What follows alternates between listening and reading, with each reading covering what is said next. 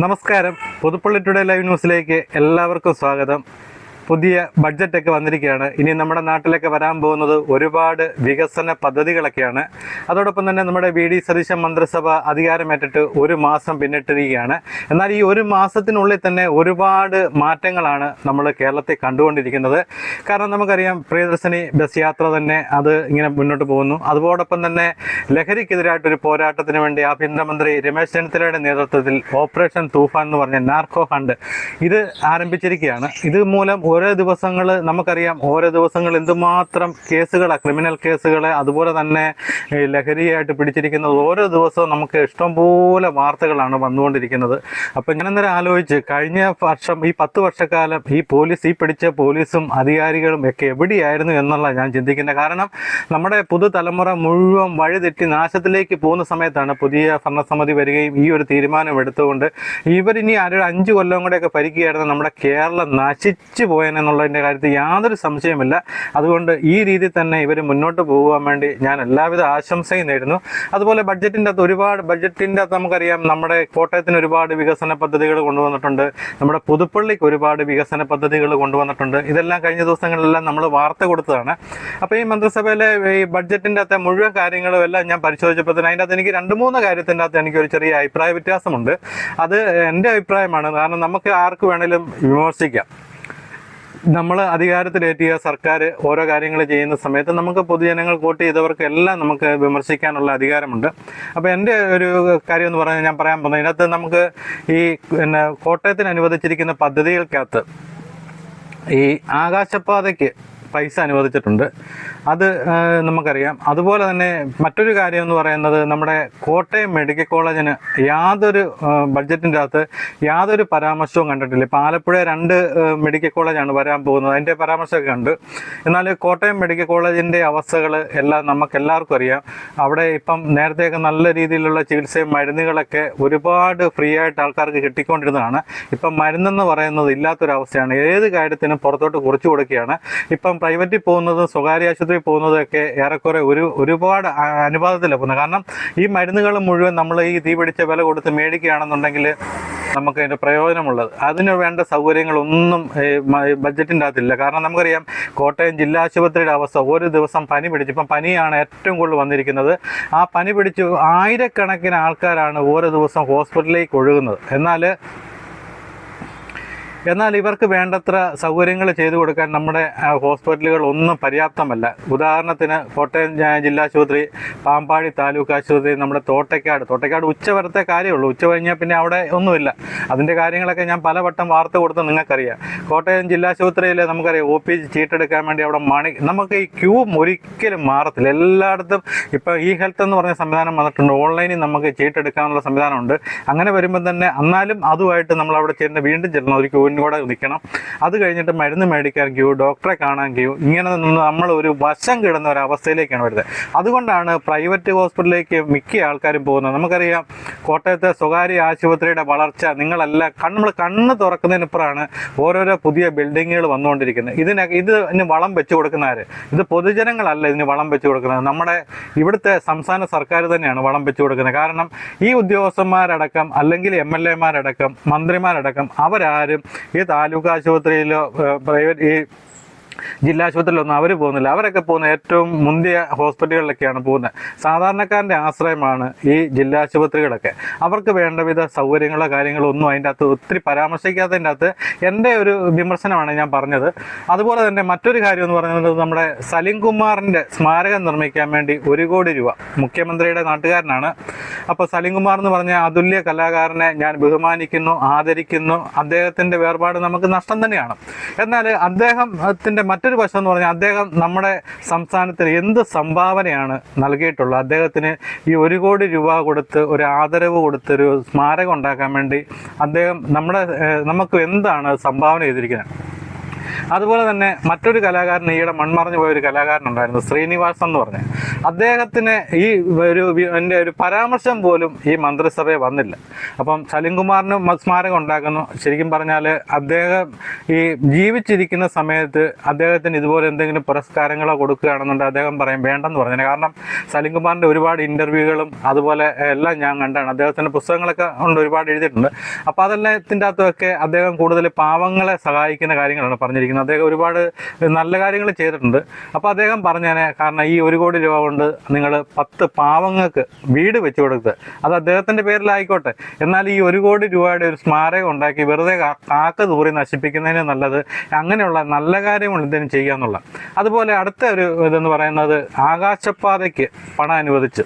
നമുക്കറിയാം കോട്ടയത്തിൻ്റെ MLA ആയിരുന്ന തിരുവഞ്ചൂർ രാധാകൃഷ്ണൻ്റെ ഒരു ജീവിത അഭിലാഷമാണ് ആകാശപാത എന്ന് പറയുന്നത്. അദ്ദേഹത്തിൻ്റെ ഒരു പ്രസ്റ്റീജ് ഇഷ്യൂ ആണ്. അത് പൂർത്തിയാക്കി കഴിഞ്ഞ 11 വർഷത്തേക്ക് കിടക്കുകയാണ്. 11 വർഷമായിട്ടും അതിന് യാതൊരു അവിടെ കിടന്ന് തുരുമ്പ് പിടിച്ച് അവസാനം പടവലം പന്തലായി പ്രാവും കൂടായി അങ്ങനെ ഒരു അവസ്ഥ നിൽക്കുകയാണ്.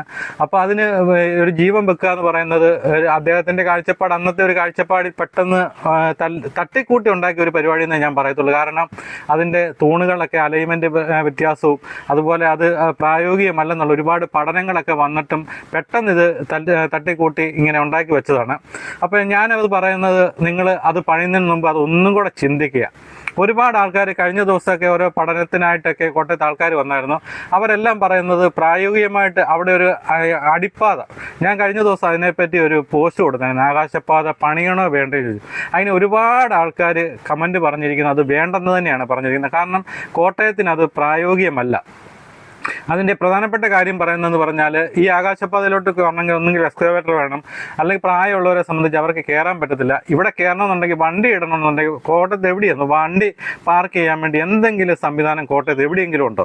എവിടെ വണ്ടി കൊണ്ടുപോയി പാർക്ക് ചെയ്തിട്ട് ആൾക്കാർ ഇതേലൊന്നിട്ട് 1 മിനിറ്റ് ഒന്ന് കയറാൻ വരുന്നത്? അത് തന്നെയല്ല, കോട്ടയത്തിന് മുന്നോട്ട് ഏതെങ്കിലും ഒരു കാലത്ത് ഒരു മെട്രോ വരികയാണെന്നുണ്ടെങ്കിൽ ഈ ആകാശപാത ഇടിച്ച് പൊളിച്ച് ദൂരെ കളയേണ്ടി വരും. അതുപോലെ അവിടെ എന്തെങ്കിലും ഫ്ലൈ ഓവർ എന്തെങ്കിലും വരികയാണെങ്കിൽ ഈ ആകാശപാത കൊണ്ട് യാതൊരു കാര്യമില്ല. അവിടെ ഒരു അണ്ടർ പാസേജ് അതായിരിക്കണം കുറച്ചും കൂടെ നല്ലത്. അതുപോലെ കോട്ടയത്തിന് വേണ്ടിയത് ആകാശപാതയല്ല. കാരണം കോട്ടയത്തെ ജനങ്ങൾ ഗതാഗതക്കുരുക്കിനാൽ വീർപ്പ് മുട്ടിക്കൊണ്ടിരിക്കുകയാണ്. അപ്പോൾ അവർക്ക് വേണ്ടത് നല്ല ബൈ റോഡുകളാണ് വേണ്ടത്. കോട്ടയത്തിൻ്റെ മെയിൻ റോഡുകൾ മാത്രമേ ഉള്ളൂ നല്ല റോഡുള്ളൂ. ബാക്കിയുള്ള ഇട റോഡുകൾ മുഴുവൻ തകർന്ന് നാശമായിട്ട് കിടക്കുകയാണ്. നമുക്കറിയാം, ഉദാഹരണത്തിന് ഇപ്പം നമ്മുടെ കഞ്ഞിക്കുഴിയിലെ ട്രാഫിക് ബ്ലോക്ക് എന്ന് പറഞ്ഞാൽ എത്രയോ കൊല്ലമായിട്ട് നമ്മൾ പറഞ്ഞുകൊണ്ടിരിക്കുന്ന ആ ബ്ലോക്കിന് ഒരു പരിഹാരം കാണാൻ ആരും ശ്രമിക്കുന്നില്ല. എല്ലാവരും ഞാൻ പറഞ്ഞില്ലേ, പുതിയ പ്രൊജക്റ്റുകളാണ് കൊണ്ടുവരുന്നത്. മേൽപ്പാലം നിർമ്മിക്കുന്നു, അതാകുമ്പം കോടികൾ അതിൽ കിട്ടുന്നുണ്ട്. അതുപോലെ ഈ ആകാശപാത നിർമ്മിക്കുന്നു, അതിനും കോടികൾ. നമുക്കറിയാം കഞ്ഞിക്കുഴിയിൽ എൻ്റെ ഒരു അഭിപ്രായം ഞാൻ പറയുകയാണ്. കാരണം അവിടുത്തെ വ്യാപാരി വ്യവസായത്തിലെ എൻ്റെ ഭാരവാഹികളൊക്കെ എൻ്റെ ഒരു സുഹൃത്തുക്കളൊക്കെയാണ്. ഞാൻ അവരൊക്കെ ആയിട്ട് ഈ കാര്യങ്ങൾ സംസാരിക്കാറുണ്ട്. അവർ പറഞ്ഞു, നമ്മുടെ കഞ്ഞിക്കുഴിയിൽ ഒരു മൈതാനം കിടക്കുന്നുണ്ട്, ഒരു ചന്ത. നിങ്ങൾക്കെല്ലാം അറിയാം, പണ്ട് കാലത്തെ ചന്തയായിരുന്നു. ഇത് നമ്മുടെ നഗരസഭയുടെ കീഴിലുള്ളതാണ്. അത് ഒരു ബസ് സ്റ്റാൻഡാക്കി മാറ്റാൻ വേണ്ടി അത് പലവട്ടം പല ആൾക്കാരും അതിനെപ്പറ്റിയൊക്കെ പരാമർശിച്ചതാണ്. ഞാൻ ഈ അടുത്ത അവിടെ പോയി കണ്ടപ്പോഴത്തേന് അതിൻ്റെ അവസ്ഥ വളരെ പരിതാപകരം. കാരണം 1900 നമ്മൾക്ക് സ്വാതന്ത്ര്യം കിട്ടുന്നതിന് മുമ്പുള്ള കുറേ കെട്ടിടം അതിന് ഫ്രണ്ടിലിരിക്കുന്നത്. എന്നാൽ പുറയിലായിട്ട് ഒരുപാട് സ്ഥലമുണ്ട്. നമുക്കറിയാം, കോട്ടയത്തു നിന്ന് ബസ് വന്നു കഴിഞ്ഞാൽ പ്ലാന്റേഷൻ്റെ അവിടെ ഒരു ബസ് സ്റ്റോപ്പ്, അതുപോലെ ഈ കഞ്ഞിക്കുഴി ചന്തയുടെ അവിടെ ഒരു ബസ് സ്റ്റോപ്പ്, അവിടെ നിന്ന് ഇങ്ങോട്ട് വന്നു കഴിഞ്ഞാൽ നമ്മുടെ KK റോഡിൽ തന്നെ ആ ട്രാഫിക് ഐലൻഡ് തൊട്ടടുത്ത് തന്നെ ഒരു ബസ് സ്റ്റോപ്പ്, അതുപോലെ പുതുപ്പള്ളി റോഡിലോട്ട് കയറുമ്പോഴത്തേന് ഒരു ബസ് സ്റ്റോപ്പ്, അതുകൂടാതെ തന്നെ നമ്മുടെ കൊല്ലാട് റോഡിലോട്ട് കയറുമ്പോൾ ഒരു ബസ് സ്റ്റോപ്പ്. ഇത്രയും ബസ് സ്റ്റോപ്പ് എന്ന് പറയുന്നത് ഇത് തന്നെ കോട്ടയത്തിൻ്റെ ഏറ്റവും വലിയ ശാപമാണ്. ഇത്രയും ഗതാഗതക്കുരുക്കുണ്ടാക്കുന്ന ഇത്രയും ബസ് സ്റ്റോപ്പുകളാണ്, 4-5 ബസ് സ്റ്റോപ്പുകളാണ്. ഈ ബസ് സ്റ്റോപ്പുകളെല്ലാം മാറിക്കൊണ്ട് ഇതെല്ലാം നിർത്തലാക്കിക്കൊണ്ട് ആ ബസ് സ്റ്റാൻഡിനുള്ളിൽ മാത്രം, കഞ്ഞിക്കുഴി നല്ലൊരു ബസ് സ്റ്റാൻഡ്, ആ ബസ് സ്റ്റാൻഡിൽ മാത്രം ബസ് നിർത്തുകയാണെങ്കിൽ കഞ്ഞിക്കുഴിയിൽ ഒരുപാട് ഈ ട്രാഫിക് പ്രശ്നങ്ങൾക്ക് പരിഹാരമാവും. പക്ഷേ അതിനൊന്നും താല്പര്യമില്ല. എല്ലാവർക്കും ഫ്ലൈ ഓവർ വേണം, അതുപോലെ പുതിയ മേൽപ്പാലങ്ങൾ വേണം. ഇതിനെപ്പറ്റിയാണ് ചിന്തിക്കുന്നത്. അപ്പോൾ ഇങ്ങനെയുള്ള കുറേ വികസന കാര്യങ്ങൾ ഇപ്പം ഞാനിപ്പം പറഞ്ഞു, നോട്ടത്ത് കിടക്കുന്ന നെഹ്റു സ്റ്റേഡിയത്തിൻ്റെ അവസ്ഥ ഞാനിപ്പം വീഡിയോ ഇട്ടിട്ടുണ്ട്. അതുപോലെ തന്നെ നമ്മുടെ മുനിസിപ്പൽ പാർക്ക്, ഞാൻ കഴിഞ്ഞ ദിവസം അവിടെ പോയ ആൾക്കാർ എന്നോട് പറഞ്ഞത് ഇവിടെ വന്നൊരു വീഡിയോ ചെയ്യാമോ എന്ന് ചോദിച്ചു. കാരണം എല്ലാം തുരുമ്പ് പിടിച്ച ഉപകരണങ്ങളൊക്കെ അവിടെ കിടക്കുന്നത്. അതുകൊണ്ട് എന്താ, ആൾക്കാരെല്ലാം പ്രൈവറ്റുകാരുടെ ഇതുപോലെയുള്ള പാർക്കുകളിലേക്കൊക്കെ എല്ലാവരും പോവുകയാണ്. സർക്കാരിൻ്റെ നല്ലൊരു സ്ഥലമാണ്, പക്ഷെ അത് വേണ്ട വിധം വിനിയോഗിക്കാൻ പറ്റുന്നില്ല. അതുപോലെ നാഗമ്പടം മൈതാനം, സർക്കസുകളൊക്കെ നടക്കുന്ന മൈതാനം നിങ്ങൾക്കറിയാം. ആ മൈതാനത്ത് ചെളിക്കുഴി എന്ന് വേണമെങ്കിൽ പറയാം. അവിടെ എന്തുമാത്രം സ്ഥലമുണ്ട്, ഉപയോഗപ്പെടുത്താവുന്ന ഒരുപാട് കാര്യങ്ങളുണ്ട്. അതൊന്നും ചെയ്യാൻ പറ്റാതെ പുതിയ പുതിയ ഓരോരോ വികസന പദ്ധതികളുമായിട്ട് ഇങ്ങനെ പോവുകയാണ്. പിന്നെ ബഡ്ജറ്റിൻ്റെ അകത്ത് പണമെന്ന് പറയുന്നത് നമുക്കറിയാം, ഇത് 5 വർഷക്കാലത്തേക്കാണ് ഈ ഒരു പ്രോജക്റ്റ് വരുന്നത്. കാരണം ഇത് വോട്ട് ചെയ്ത ജനങ്ങളെ ഒന്ന് ചെറുതായിട്ടൊന്ന് സുഖിപ്പിക്കുക എന്ന് മാത്രമാണ് ബഡ്ജറ്റിൻ്റെ ഉദ്ദേശം.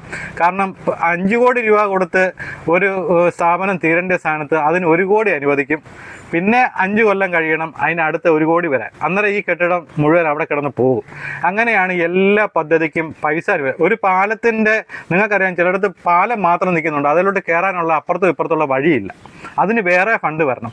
ഇങ്ങനെയുള്ള പദ്ധതികളാണ് ഈ ബഡ്ജറ്റ് മൂലം വരുന്നത്. അതുകൊണ്ട് നാടിന് ഉപയോഗമുള്ള കാര്യങ്ങൾ, പ്രായോഗികമായിട്ടുള്ള കാര്യങ്ങൾ ചെയ്യുകയാണെങ്കിൽ ഒരുപാട് പൊതുജനങ്ങൾക്ക് ഉപകാരമുണ്ടാകും. അതിനെപ്പറ്റി ചിന്തിക്കുക. അതോടൊപ്പം തന്നെ കോട്ടയത്തെ മറ്റൊരു കാര്യമാണ്, നമുക്കറിയാം നാഗമ്പടം ബസ് സ്റ്റാൻഡിൽ പോകുന്നു. അവിടുന്ന് പോകണമെന്നുണ്ടെങ്കിൽ അടുത്തത് KSRTC പോകണമെന്നുണ്ടെങ്കിൽ നമ്മൾ അവിടുന്ന് വേറെ വണ്ടി വിളിച്ച് പോകണം. ഇതിങ്ങനെ ഓടി നടക്കുക ആൾക്കാർ അങ്ങോട്ടും ഇങ്ങോട്ടും. ഇതിന് ഒരു ശാശ്വതമായിട്ടുള്ള പരിഹാരം കാണാൻ വേണ്ടി കുറെ വർഷങ്ങൾക്ക് മുമ്പ് ഒരു പദ്ധതി വന്നാണ് കോട്ടയത്ത് കോടിമതൽ ഒരു ഹബ്ബ് ഉണ്ടാക്കാൻ വേണ്ടി. കോടിമത ഹബ്ബ് അത് നല്ലതാണ്. അവിടെ എന്ന് പറയുമ്പോൾ കായല് കര മാർഗങ്ങളെല്ലാം പറ്റും. കാരണം അവിടുന്ന് എല്ലാ വാഹനങ്ങളും അവിടെ വരത്തക്ക രീതിയിൽ, കാരണം സ്വകാര്യ ബസ്സുകളും KSRTC എല്ലാം അവിടെ വന്നു കഴിയുമ്പോഴത്തേന് അതിനുള്ള സ്ഥലങ്ങളും എല്ലാം അവിടെ നമ്മുടെ കോടിമതലുണ്ട്. അതൊന്നും അതിനെപ്പറ്റി ആരും ചിന്തിച്ചിട്ടുമില്ല. അതൊരു നല്ല കാര്യമാണ്. ഈ കഴിഞ്ഞ ദിവസം ഞാൻ ഈ ആകാശപാതയുടെ വാർത്ത കൊടുത്ത സമയത്ത് ഒരാൾ എനിക്കത് സെൻഡ് ചെയ്തു തന്ന്. അത് ഞാൻ നിങ്ങളെ ഒന്ന് കാണിക്കാം. അദ്ദേഹം ആരും അത് ഡിസൈൻ ചെയ്തെന്നറിയില്ല, എന്നാലും അവർ ചെയ്തതെല്ലാം നല്ല കാര്യങ്ങളാണ്. അതിൻ്റെ ഒരു AI വീഡിയോയും കൂടെ ഉണ്ട്. അപ്പം അങ്ങനെ ചെയ്യുമ്പോഴത്തേന് നമുക്കറിയാം എല്ലാ വാഹനങ്ങളും അവിടെ വന്ന് പോകുമ്പോഴത്തേന് അതൊരു വലിയ കോട്ടയത്തിന്റെ ഒരു പ്രധാനപ്പെട്ട കേന്ദ്രമായിട്ട് കോടിമത മാറുകയാണ്. അവിടുന്ന് ഇപ്പം ബോട്ടേ പോകേണ്ടവർക്ക് ബോട്ടേ പോകാം. അതിനുള്ള സംവിധാനം തൊട്ടടുത്ത് തന്നെ കോടിമതയിൽ നിന്ന് ബോട്ട് സർവീസ് ഉണ്ട്.